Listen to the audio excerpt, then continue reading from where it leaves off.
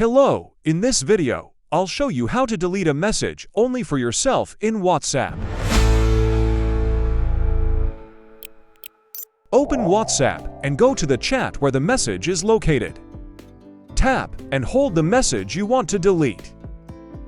At the top of the screen, tap the trash can icon. Select Delete for me. And that's it. The message is now deleted from your chat, but it will remain in the recipient's chat. If you have any questions, drop a comment below. Don't forget to like, subscribe, and hit the bell icon for more helpful guides. Thanks for watching.